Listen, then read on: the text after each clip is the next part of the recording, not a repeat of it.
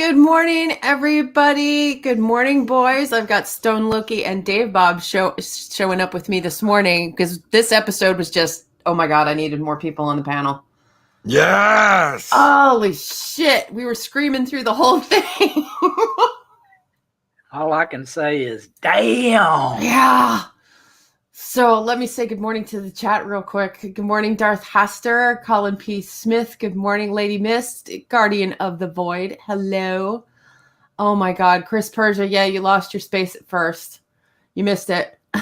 Dave Bob, who's here with me, he says, damn, what an episode. So if you haven't seen it, guys, there are going to be spoilers.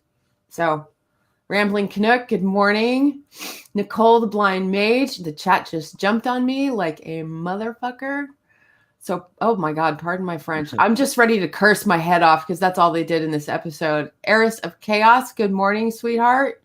Generalissimo Hefe is here. Hi from across the hall. But he hasn't seen the episode, so he has to bug out.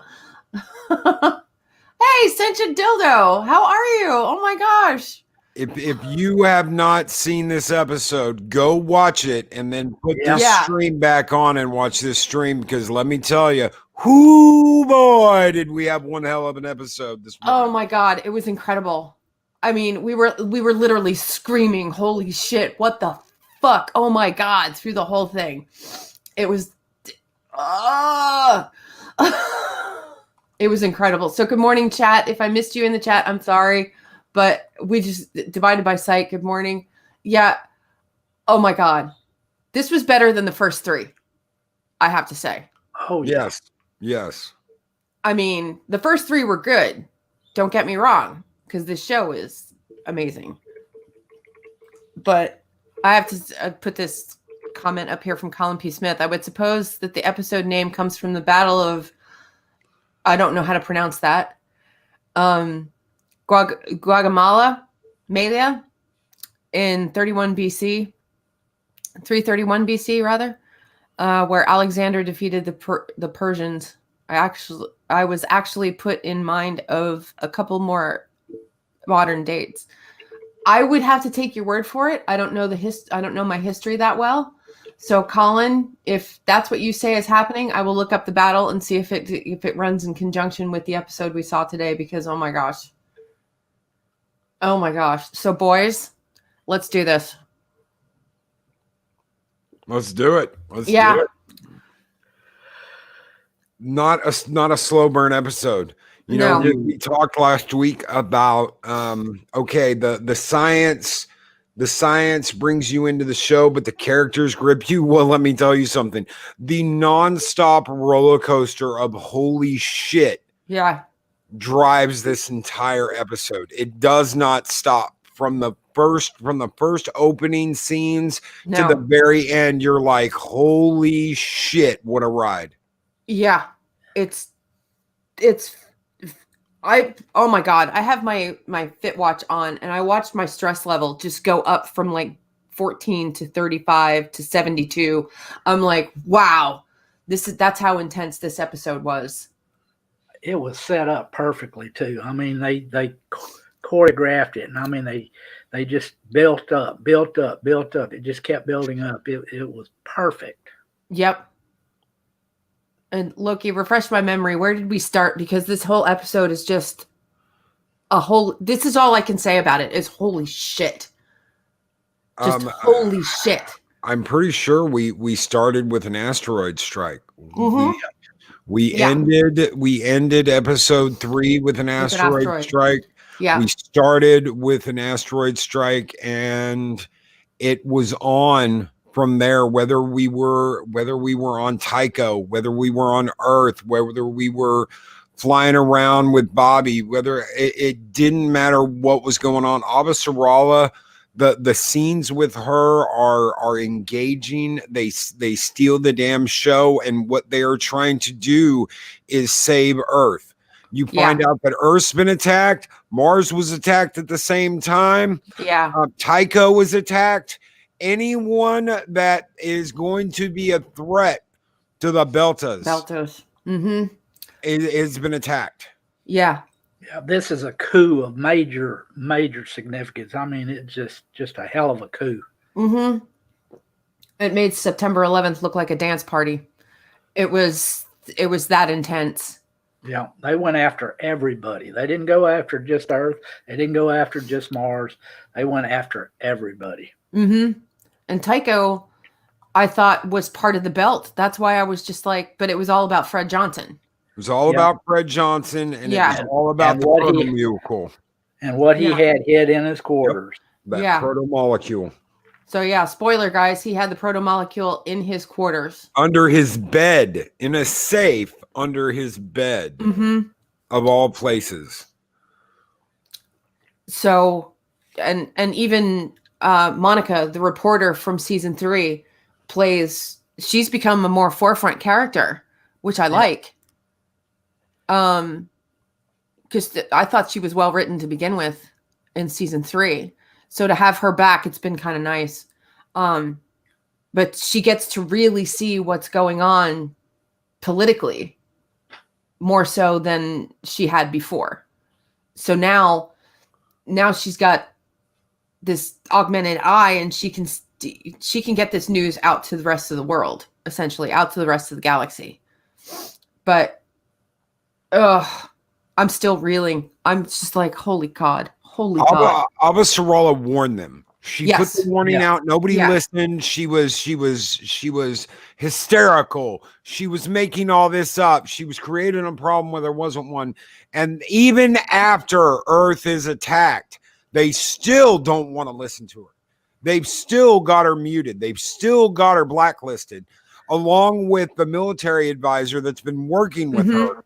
And they literally have to get a chef on Air Force One to take the president of the UN. He's taking her a meal, and there's a notepad on her tray.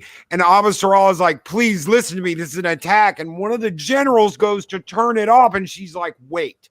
And she listens to her, and she's like, we got to retest the satellites. We've got to get this system operational. If we can link the guns that are supposed to be protecting Earth with this satellite that can detect Martian stealth, we can stop it. And she's like, task the satellites now. And you're like, oh my God, thank God. Yeah, that's exactly what we both screamed. Someone's fucking God. But right at that moment, something terrible happens. Another asteroid strikes, hits the Earth. The Air Force One's taken down, and you're like, oh shit, did they get it out in time? Did they get the word out in time? That reminded me of that scene in Independence Day when Air Force One was taking off just as they were blowing up Washington, D.C. I went right back to that movie and was just like, oh my God, are they going to make it? And it looked like the way the ship folded, it was like, oh shit, she's going down. Oh yeah, that's the end of the UN. When that shockwave hit that plane, it was just flipping end over end. You knew it couldn't survive. So Avasarala is once again going to be in charge.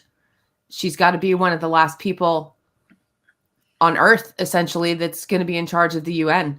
Yeah, they pretty much said that over half of her cabinet was with her on the plane. And the other half was scattered all over the planet. Right. So they had no idea who was next in line to be in charge. And she's on Luna. They didn't hit Luna. The moon's safe. They didn't hit Luna. So, I mean, if anybody's going to be able to take the reins and pull this shit back in and go after the people responsible for this, Anaros, then it's her.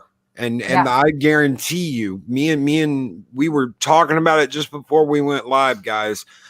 This is a death move by Anaros. Yeah. He thinks that Earth has been a sleeping giant. It has been asleep. It has been dormant. It has been sick. It has been dying. Mars, everyone's leaving Mars. We're just going to leave. We're going to go out and explore. And now they have pissed off. They have pissed off the sleeping giant. It is roused, and they have pissed off a dying Mars that people are evacuating. Yeah. Sorry about that noise. That's scary. Oh, no worries. It's all right. Did anyone get echoes of Alt Universe SG1 episode with those scenes on the UN one? Yes. Yeah.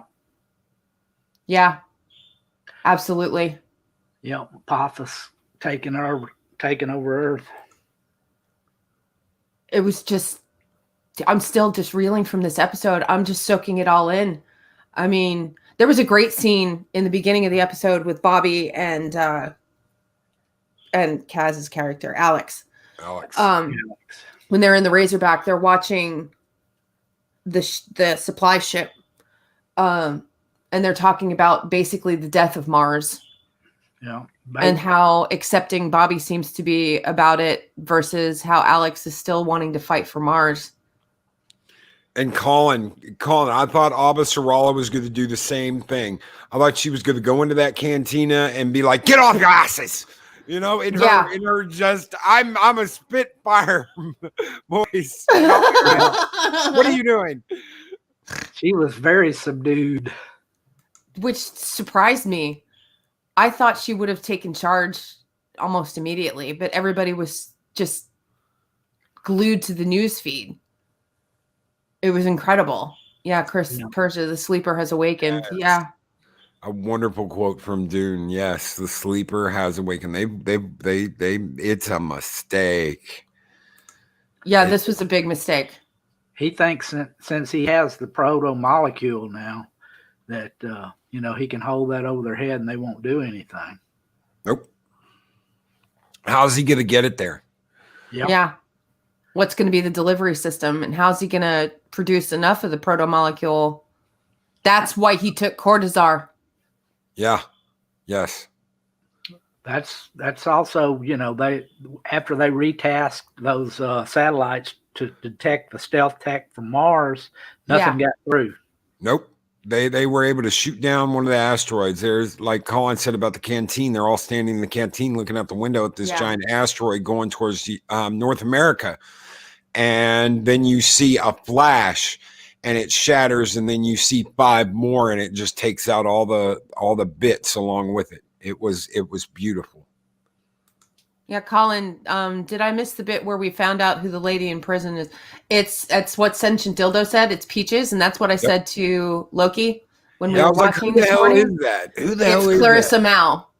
It's Clarissa Mal. She's the one from last season that was augmented and taking everybody out. Yep. Yeah, from season 3. But she ended up kind of redeeming herself when she kind of knocked out Ashford and turned off the reactor on the Behemoth, but still is in prison. So that's who that is. So it's Clarissa Mal. And Amos is really, really, really close to her. But we see he goes to visit her, obviously, guys, and just talk about eat, sleep, shit, do what they say. Don't give them anything. And lo and behold, one of the attacks cracks the ceiling in that place where he's visiting Clarissa. And you don't know exactly how bad because they're deep underground. So even if he gets out of there, there could be some. He might not. He might not be able to get out of there. You have no idea what kind of damage that has happened and how close he was to it. We are talking about extinction level events. We are talking about nuclear explosion in the magnitude of 200 to 300 megatons. That is beyond Cold War devastation. Oh, that's big time. Like we were firing multiple nukes today. Well, that one nuke from Mars that hit Earth in South America. Yeah. That was tiny compared to these asteroids hitting the Earth. And there were 3 hits. So you have no idea what that's going to cook up in the atmosphere. You have no idea if they are going to have to completely evacuate Earth now. It may be done. Yeah. It may be the end of it. What Anaros has done is worse than if he'd have just left them alone. I honestly believe if he'd have just left Earth and Mars alone, they would have evacuated the system. They do not want them going through the rings. They want to own the rings now. Yeah, which is what Inaros basically says in his speech, but we'll get to that. They want to take over all the planets. Yep. Yeah. They want to take over the whole shebang. And they gave you a little hint at something in the episode where Alex is on Mars, when he goes into that briefing room and those Martian admiral is talking about how to close the gap on the gates and create a firing line to keep anyone from going through them. That's what they're going to have to do. They're going to have to make basically a defense screen through the Earth gate to prevent anyone from going through it. You pull all your forces through the gate instead of blocking the entrance. Yeah. You pull all your forces through to the gate, and anything that comes through the gate, you immediately just blast it. Yeah. That's what they're going to have to do. Well, like the Stargate. It's the only way you can control it. Yes. And how pissed off do you think the aliens are going to be when a shitload of belters start rushing through there? When what's his name already said they're pissed every time I go through there. They get a little more pissed off. Yeah. Oh my God! I'm just sitting here thinking, if they go through with any of the protomolecule, what it's going to do. Yeah. What is that protomolecule going to do to the other planets? If they have it, like I said, if they have it in their possession, look what happened when Holden showed up on Illis and it activated the protomolecule. Then what? How is it going to unleash the big bad? What's it going to say about the big bad? You know what I mean? It's not necessarily the protomolecule that's the big bad. It's what ate the protomolecule that's the big bad. Yeah, you got to remember that high-tech civilization that created all that was destroyed by something. Exactly. The Psychodorf 9 just tipped $2. I do not have my stream elements open. I will open it real quick. Talk amongst yourselves.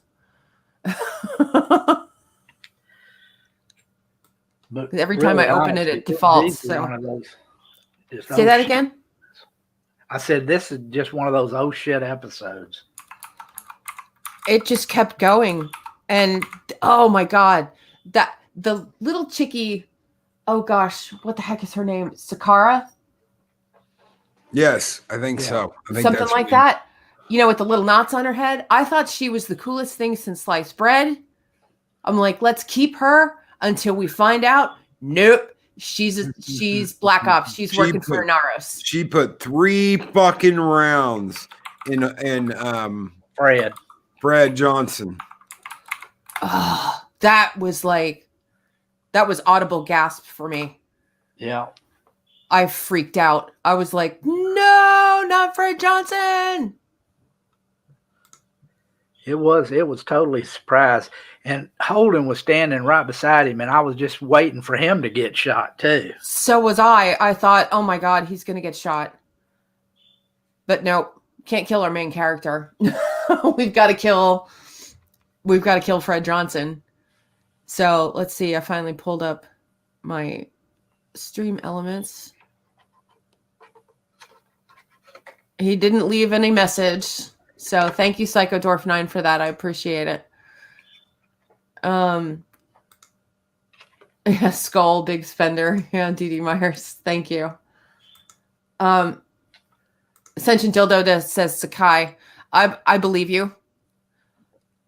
But it's something like that. I was just like, I loved her until we found out, holy shit, she's a fucking mole.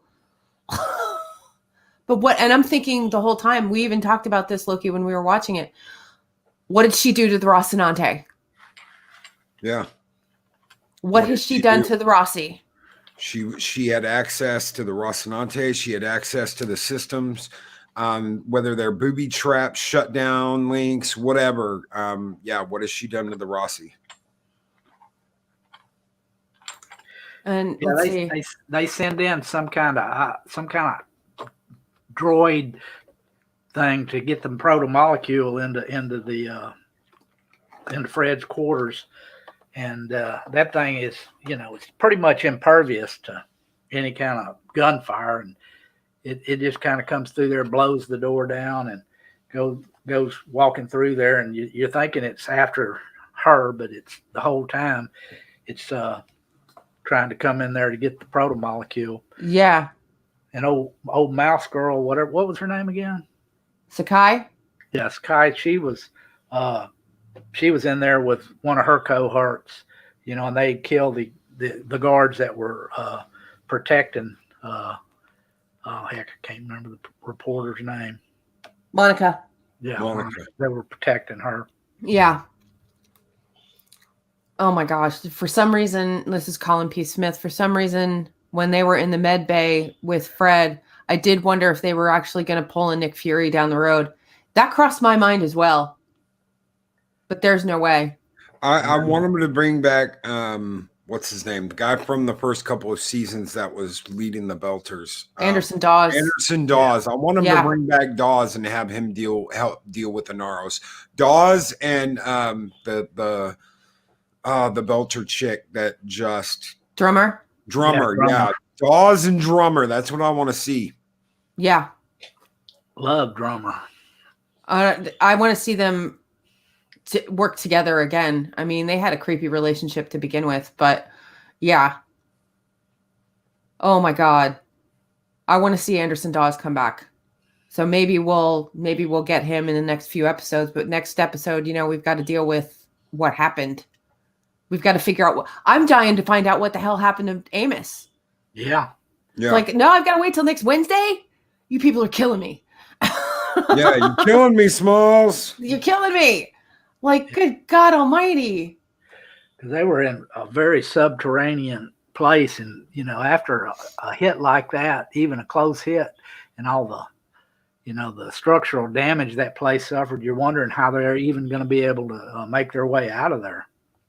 Well, even if they can, I mean, all those augmented prisoners. Yeah. It's like, that's not exactly, going to be all of a kumbaya moment. No. Especially that one that they said, they were jacking something into the back of his head. And yeah. And he asked about that guy, and he said, "Oh no, he can get his removed. He just chooses not to. He wants to stay down here." Yeah. He reminded me of Bane. Yeah. A little bit. Yeah. Sorry, I'm drinking coffee, guys. No, I literally watched this with my mouth open. It was just, I was just like, every 5 minutes you're like, holy shit. It didn't stop. It was just a nonstop thrill ride. And that's not exactly normal for this show. At least for me, there are some moments where you're like, damn, how are they going to do this? Or holy shit, but not multiple times throughout the whole episode. Usually it's a slow burn with just a few action scenes and whatnot in the episode. This one was entirely different. It was all action with very, very little burn. Yeah. Very little burn. It's just like, oh my God. What the fuck? And oh my God. Yeah. Well, then we've got to deal with Inaros. And he's now got possession of Naomi. Yeah. And we've got to deal with their relationship. And of course, you knew it wasn't going to go well with Philip when she met him in the previous episode, in episode 3. You knew it wasn't going to go well. You knew he was going to be brainwashed by his father. And anything his mother had to say was going to be, null and void. So Sentient Dildo, I hope they can get the Dawes' actor back. He has such a presence. I hope so too. I really do, because I want to see Anderson Dawes again. I'm gonna call it. I think Naomi's gonna kill her kid. You think so? I really do. I don't know anything about the books. I have not read the books. I'm waiting till this is all over to read Me the too. books. I heard the books aren't as good. But I have a feeling Naomi's gonna take out her kid. I think that Inaros is either going to get taken out by somebody else or is going to get captured by the UN. But I really think she's going to take out her own son. I think there's no other way for this to end. You think so? She's going to have to take out her son and Marco.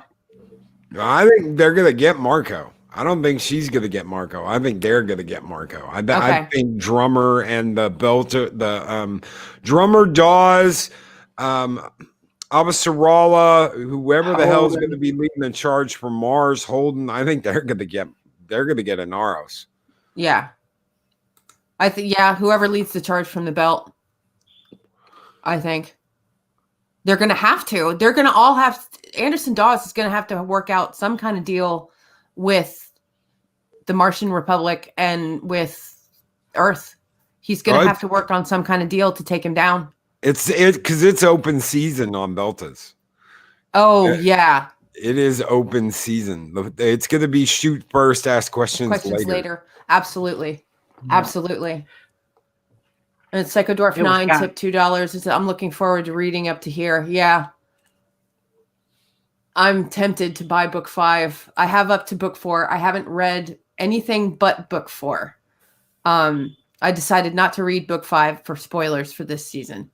So I just started reading book 1.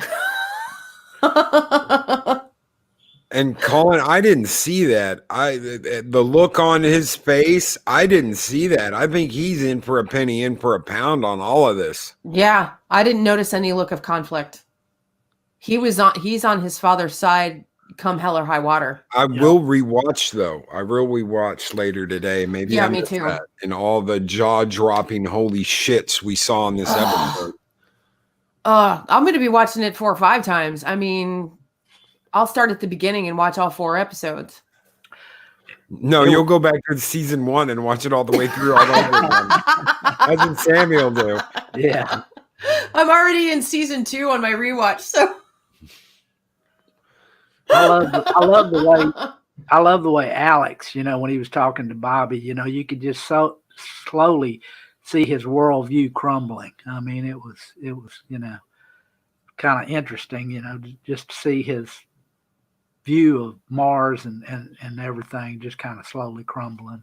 Yeah. His talk, that talk with Bobby was with Bobby, yeah. Yeah. I love seeing them together, the 2 Martians. Yeah. Well, Alex had such a weird view on the MCRN because when they told him you'll never pilot a gunship, you'll never pilot a warship, you'll never do any of this because you're just not good enough.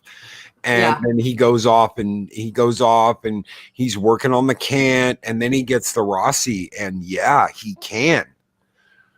And that goes against everything Mars was trying to do, because the Martians were, well, you're not good enough to do this, so you're going to do this. You're not good enough to do this, so you're going to do that.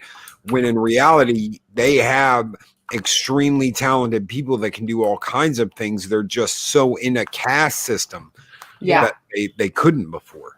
Yeah. I think he's so disillusioned right now. Alex is so disillusioned with Mars. Yeah, and Dee Myers. Oh, sorry, Dave Bob. Sorry, Dave Bob. Go ahead, honey. Go ahead. No, it's cool. No, I was just saying the whole Mars system is so caste based and so Big Brother. You do what you're told. You can't step above your station. It's just, very, very dystopian. Extremely. Psychodorf 9 just tipped another $2. Thank you, sweetheart. Earlier lost comment. I'm hearing Babylon 5 and the death of President Santiago. I have to take your word for it since I've never seen Babylon 5. So, and thank you, Big Spender. Yeah, thank you very much. And guys, the books are available on Amazon. You can get books 1 through 8 in a soft cover in one big selection. I know the books I got 1 through 3 hardcover in a gift pack. It was like $75. And then I bought book 4 like last year. I can't remember what I paid for it. I want to say it was $25. But yeah, you can find the books on Amazon, guys. If you get them on Amazon Day, you can get them cheaper on Amazon. On Prime Day. Give yourself a Christmas present. Yeah, I did. That was books 1 through 3 for me. I have to go back and buy books 5, 6, 7, and 8. But I have nowhere to put them right now. So,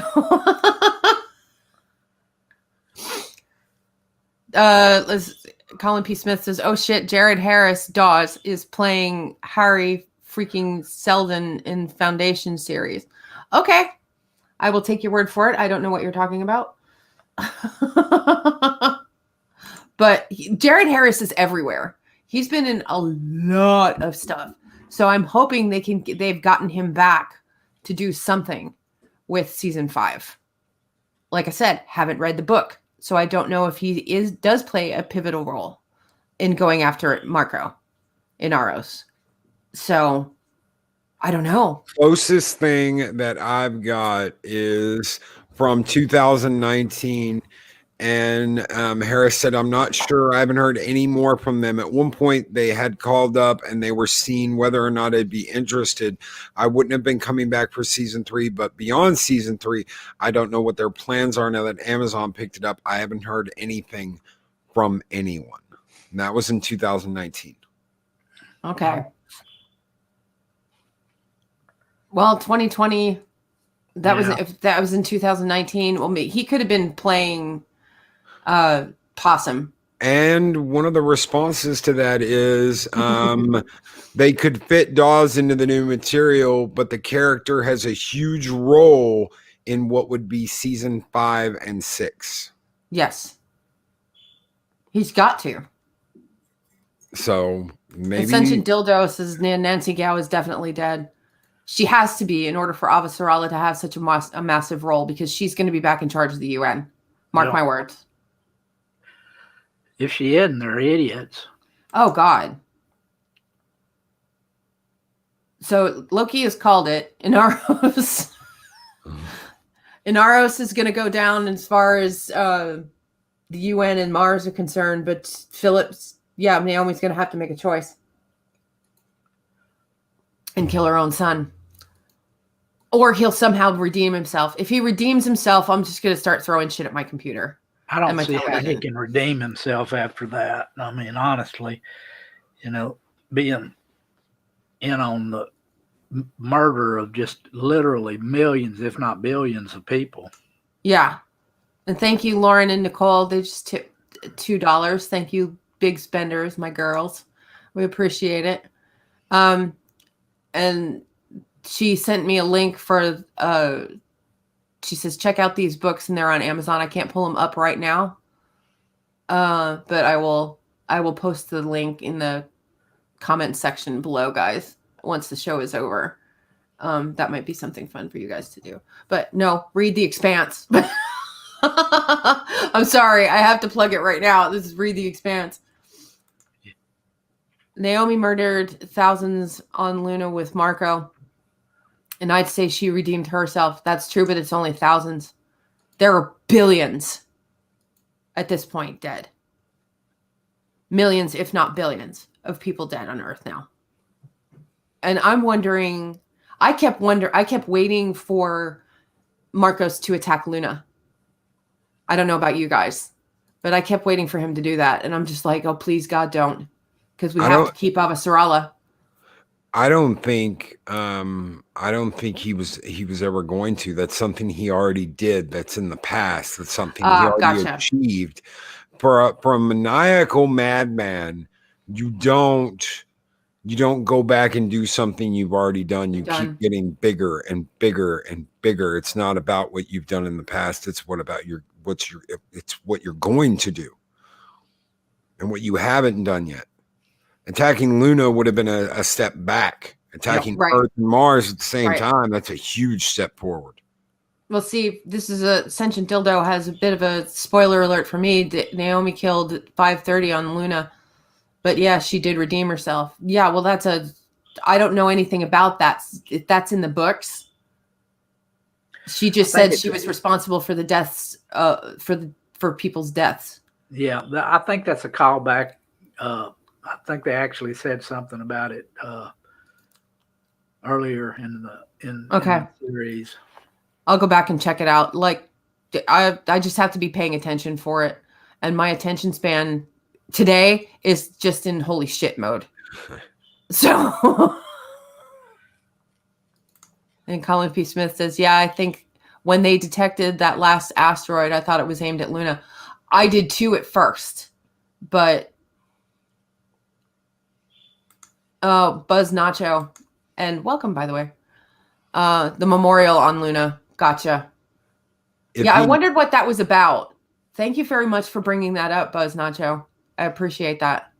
If he is in this season, they are keeping it hidden.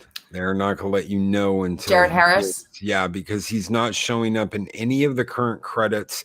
He's not showing up as a cast member for this season, but neither did certain, Jedi Master for the Mandalorian. So yeah, I was gonna say that cat's out of the bag, so we can let those spoilers go.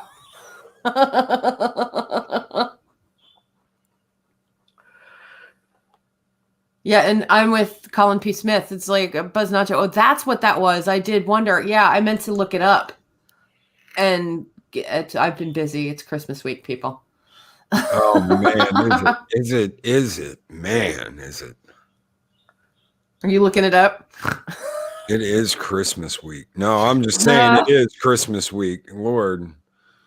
Merry Christmas. We got a hell of an episode from The Expanse, guys. Yes. Yeah. Shit. I'll take that over a Christmas gift from STD any day. Yeah. Oh, man, I'm going to tell you what, we're going to have to go back and watch this episode after tomorrow, just to kind of get the taste out of our mouth. Oh, we're going to have to, for sure. Because it's going to be, that's going to be sad. Oh, God. I'm just ready to go back and start watching this episode about 5 or 6 more times and pick up on stuff I missed. Yeah. Yes. Because we know there was so much happening, we missed something. Yeah. What did y'all think about the ending when he was doing Marcos was doing his little speech about, if we had done one, it would have been a triumph. Oh. But we hit it with a second and a third. We have, he was rah-rahing the troops on that one. Yep. I mean, you talk about a maniacal, person, that right there proved it. Yeah. Oh my God. Crazy. He's crazy. He's batshit. He's completely batshit crazy. But what he said, Dave Bob, was would have been a tactical victory, a tactical triumph. And he's right, though. He is right. And what he has planned, what he did, nobody had ever thought of before, at least there. This is something we've seen in sci-fi, we've read in books. Tacticians like Thrawn, he used that against the Republic. He threw out cloaked asteroids that were going to hit Coruscant, and coating them in stealth tech and then shooting them at Earth and Mars. The fact they hit the same time, that's not a coincidence. Nope. He planned that exactly. He sent them and slingshotted them around the sun just enough to where they hit at the exact same time. That is tactical genius. Sun Tzu. Yeah. Somebody brought that up in Loki's chat this morning too. Sun Tzu, in The Art of War. Oh my God. There's no doubt about it. He is a tactical genius. I mean, of course, he's batshit crazy, but that doesn't mean anything. You can be batshit crazy and still a genius. Yep. Mm-hmm. Well, Alexander the Great. Ascension Dildo says he really sees himself as Alexander the Great. Yes. Oh, yeah. And Colin P. Smith says, did I miss the bit where they hit Mars? Or was that off screen? It was off screen. It was off screen. They talked about it, that it hit the second asteroid hit Earth at the same time, at the exact same time an asteroid hit the UN building on Mars. Yeah. Yeah, they didn't show it. I was kind of disappointed. I kind of wanted to see that. Yeah, I wanted to see what sort of terrorist event took place on Mars. Because they just said it was an explosion. They didn't say anything about an actual asteroid hitting, just an explosion. So can I ask you both a question real quick? Yeah. Okay. All of this started with the Protomolecule. Right. And all of this really kicked off with the fact that Mars was a top dog. They had their military was so much more dedicated and efficient than Earth's. Earth Yes. had more starships. The belt was under everyone's boot. Yes. Is this one of those tales of this is what you get? You always have to pay the piper. Is Earth and Mars finally paying the price for keeping the belt under heel for as long as they did? Yeah. Oh yeah. It has to be. You gotta remember one thing. People, when they have a grievance like that for as long as they've had it, they're gonna act out. And Sentient Dildo says it was a bomb in Parliament. No rocks thrown. Okay. That's what I thought. And what about Heinlein, Dave Bob? Psychodwarf just brought up, there's a book called The Moon is a Harsh Mistress. And it was basically about Luna being under Earth's thumb, and they wanted out, so they started throwing rocks at the Earth, and Gotcha. The result was the same. They did something similar in Starship Troopers. The Bugs launched giant asteroids through hyperspace. Right. Yep. So, yeah, this throwing rocks theory, which has been pushed out since season 1, finally someone is throwing rocks. And they're there to get at least Earth's attention. They don't seem to be as focused on Mars right now. They're getting all their tech from Mars through the black market. So they're not really going to go after Mars unless they absolutely have to. Mars is in the middle of dismantling its entire fleet. So not anymore. Not anymore. Yeah. That's going to stop. But are they really going to defend the Earth?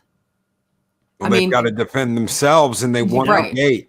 They want the gate. Mars wants the gate. Mars wants to go through the gate, wants their people to go through the gate, and that's not going to happen now. The gate's going to get shut down. Ain't nobody going to be getting through the gate. They will hallway that shit like in the 300. They will form a defensive line at the out part of the gate, and nothing be able to get through it. Not even the Martians. Yeah, who want to escape. Yeah, who want to escape and get off Mars. So they'll fight. Because Mars is dying.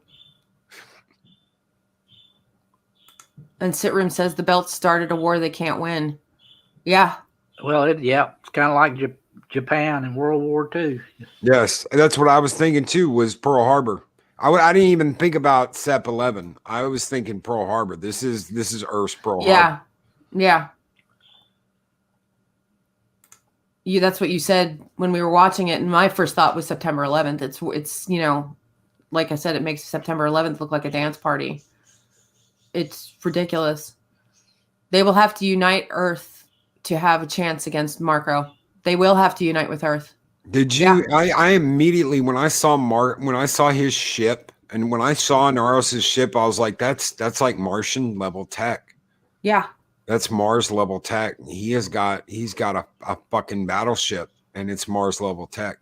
Yeah. Well, when he stripped down Ashford's ship, the PDCs that he had were Martian. And Kamina even said, he had the best guns in the fleet. So when he stripped Ashford's shit, that was all Martian tech, most of it. So yeah, why not? Why not have your stuff Martian enabled? Yeah. So what's that going to do now, though? Yeah, the thing about it is now, though, you're going to have Mars and Earth teamed up together. Maybe. I don't see how they can possibly not. No. Really? Well, there's just so much animosity between the two planets, and with the black market going on and everybody essentially evacuating Mars to go to somewhere else, are there going to be any more patriots left behind to fight for Mars? Well, just think about our relationship with Japan now. I mean, just depends, Yeah, two enemies that tried to fight each other to the death, and now two very, very close allies that will fight together in any conflict. Yeah. I'm just having trouble envisioning it. There's going to have to be another fight, It's that essentially, with Belter. Mars. It's that Belter blood in you, Sammy. That's Probably. having a hard time. Probably. Oh, yeah. She has too much of a grudge, no? Yeah, no, yeah. Coffee. Oh yeah, Beltalodas. Yeah, I've got too much of the rebel belter blood in me, I guess. So yeah, I guess I could see it from Marco's point of view. It's like, will they ever, they're not gonna join forces against me. They'll have to bow to me.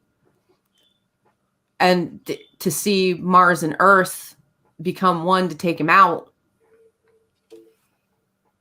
Sentient Dildo says Parliament being destroyed changes things big time. Yep. Yes, it does. Yeah. Yep. And and probably Marco doesn't see that either. He will never envision a Earth and Mars unification to take him out, and that'll be his undoing.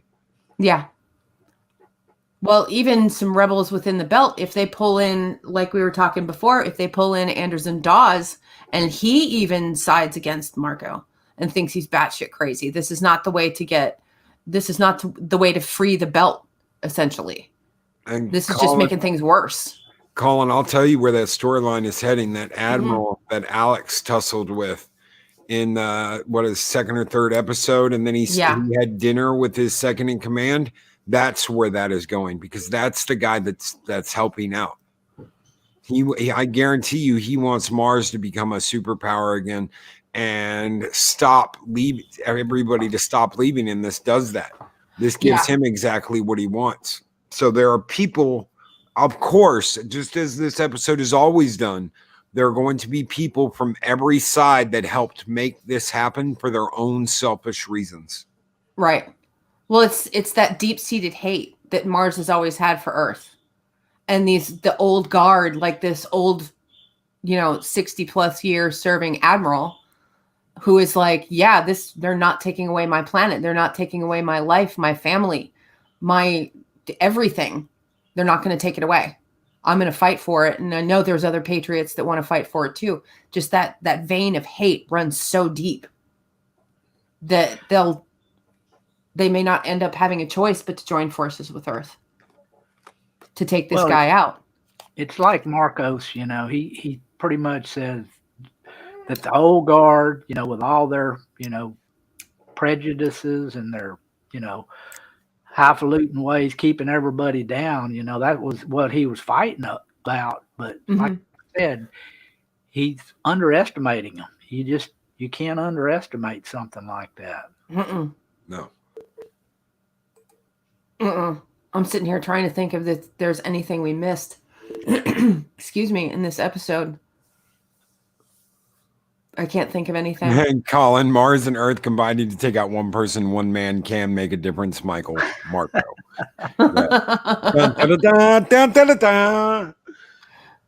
Yeah. Oh my God.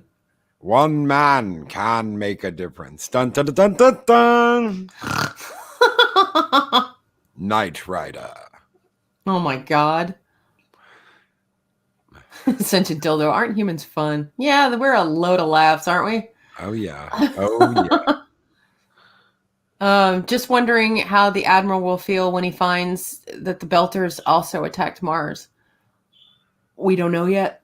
Hey, he may have been in on that. You've got disillusioned. When you're disillusioned with your leaders, let me tell you guys something. You create a power vacuum. And when that vacuum exists, you fill that vacuum with your own people. Mm-hmm. And suddenly you have control over a situation that you didn't before. When you're screaming at Parliament to stop letting people leave, to unite Mars, to bring back the old Martian ways, and then that Parliament is destroyed and you're in a position of power, you can implant your own people in that vacuum, and suddenly you've got control over the entire situation. Yeah. Holy crap. There's so many places this is going to go. This is only going to get better, guys. This is a chess game. And Buzz Nacho, beautiful, dude. Beautiful. From season 1, Earth has created a race of exiles out in space who have no homes to return to. Should this go unanswered? Here's your answer. Yep. Thank you, Buzz Nacho. And once again, welcome to the channel. It's nice to see you. Sentient Dildo says, my theory is Admiral did it as a diversion. It's not out of the ordinary for people to do that. Colin P. Smith says, Loki's Mornings of Mischief, and we thought there were no current day commentary in The Expanse. Oh, there's current day commentary all over the place. They just don't beat you over the head with it. That's the thing. They write it to where you can believe it, and it's not, just something that they're trying to force in there. Mm-hmm. The power vacuum don't last long. That's true. Yeah. This is giant. Welcome to the game of rock, paper, nuke. No shit. No fracking shit. Oh my God.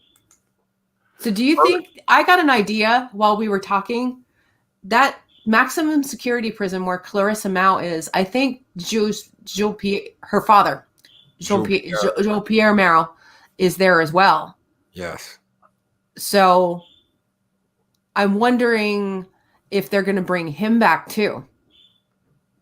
Because I remember Clarissa saying, she was sending a message to her father. Everything you thought about the protomolecules come to pass. I kind of think that everybody above the level that Amos and her were on are pretty much gone. You think so? My opinion, I think. Okay. Well, we don't know where Jean-Pierre is. No. He may not be at that facility. He may not. Yeah, he may not. We don't know, but it would be interesting to see him come back as well. I'd like to know more about the research they were doing on the protomolecule beyond just making the super soldiers. Kids. Yeah, the creepy kids. Yeah. And even if they're going to bring back May, the little girl. Yeah. Because she was being treated by that creepy doctor. Yeah. What do you think those buildings, you remember last season, remember the giant towers, the spires, they almost look like big nails. Yeah. What the big claws. What do you think made those? The protomolecule. What do you think made all those underground tunnels, all that whole facility, all of that was made by protomolecule tech. Yeah. That's how they terraformed. And when you're looking at terraforming a planet, you can either do it the easy way, bioengineering, or you can do it the hard way with technology. So what they did was they used bioengineering to create the technology they needed to terraform the planets. Yeah, and that's even something Generalissimo Jefe pointed out last season. When those claws started to spin? Yep. It's like they were terraforming. Yep. And trying to adapt to the humans and the Belters that were living on the planet, unknowingly going to kill them in the process, I think. Psychodorf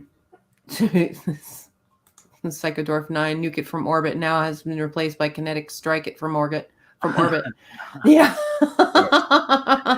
There's not a whole lot of difference between nuke and a kinetic weapon when it comes to megatonnage. Yeah. So if they introduce, maybe that's what he's planning, is basically using the protomolecule like the Genesis device from Star Trek. Well, it hit Venus, and they've never really gone into a whole lot about what happened there, other than the ring gate. Yeah. They've never really talked anymore about it. But that was the whole point of what the protomolecule was supposed to do. The protomolecule that was fired into this whole system, its entire function was to create that gate so that they could immediately go to our solar system. That is the next level of travel. You've got what they have in the system. You've got the nuclear powered engines, but to get around the galaxy, this is how you have to travel. Right. You And from can't- planet you to can't planet.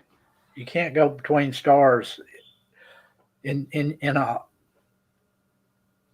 not even a multiple lifetimes if you don't have that No. kind of technology. Yeah. So was that all the, I mean, the protomolecule was designed to build the rain gate. They're the ones who built them in the first place.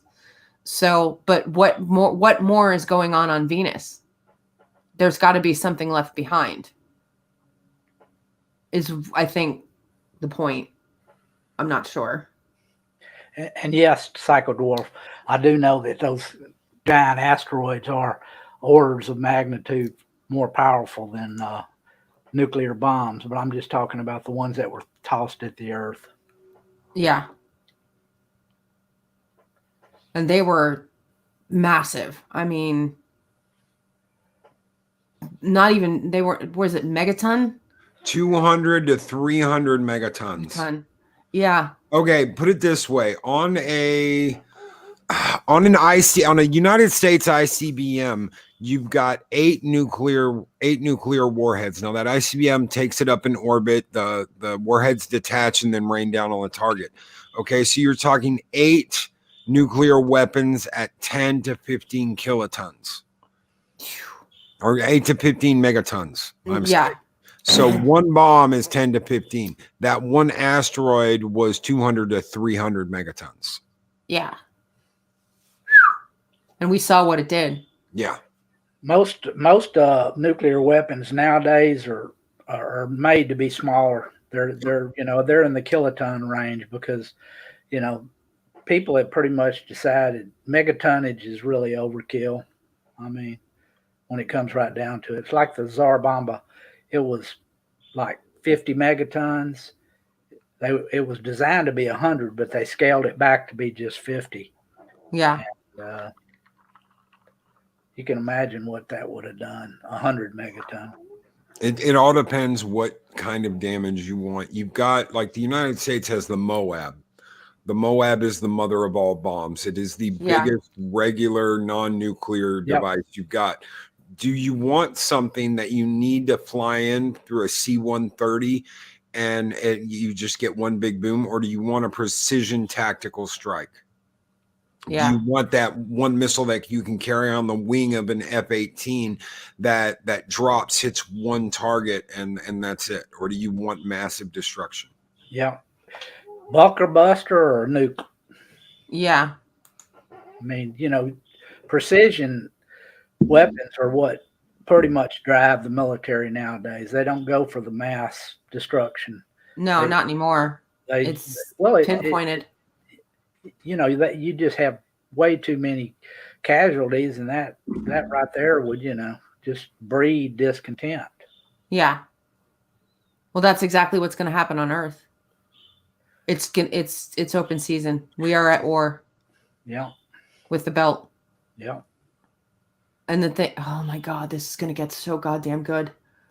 I am dying for next week's episode already. Colin, I think the 21 kiloton. Yeah, Batman was like 18, and Nagasaki was 21. Batman was a 21 kiloton device. Wow. And the Fat Man was the one that was, the Fat Man was the second one and the bigger one. Yeah.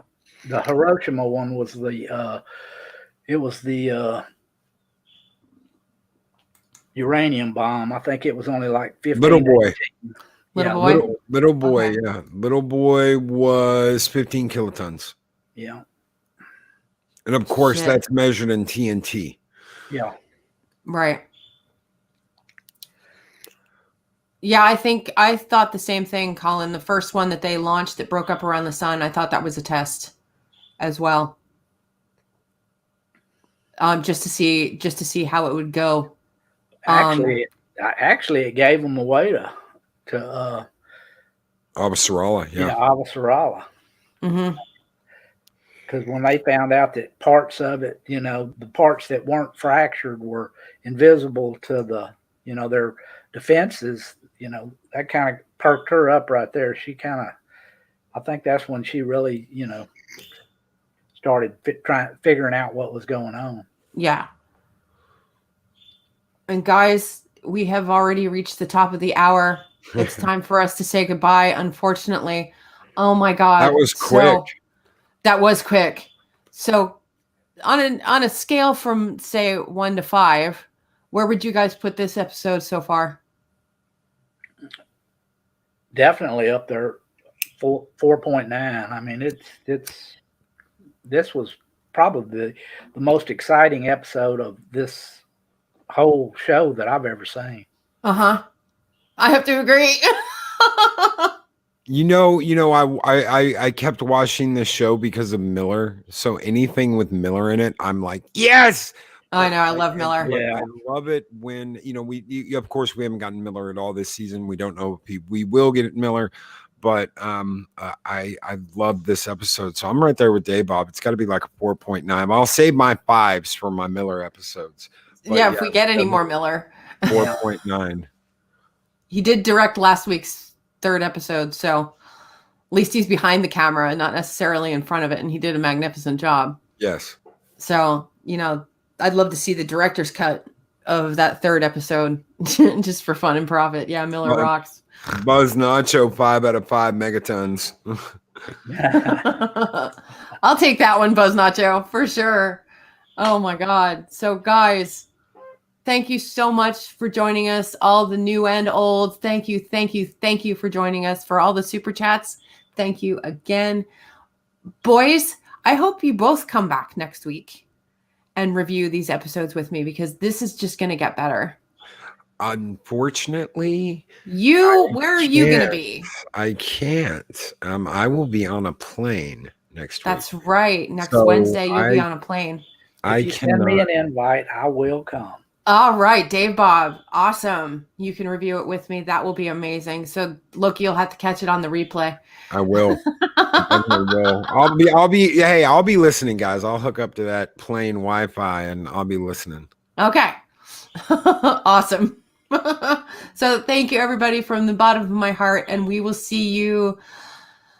Friday, I think. Now, I will not be available on Friday because it's Christmas Day. I will. You will, and I think Purple is going to be joining you. Okay. I think. I'm not 110% sure, but I know something's going to happen on Friday. But I will not be available Friday. I will be listening, but I will not be available. So, and tomorrow morning we have Star Trek Discovery. So I will be on Loki's channel discussing that with him and Dave Bob, Bird of Prey. What a great early Christmas present. Oh, God. Yeah, we're going to have to watch this episode of The Expanse to wash it out. I think Dave Bob's right.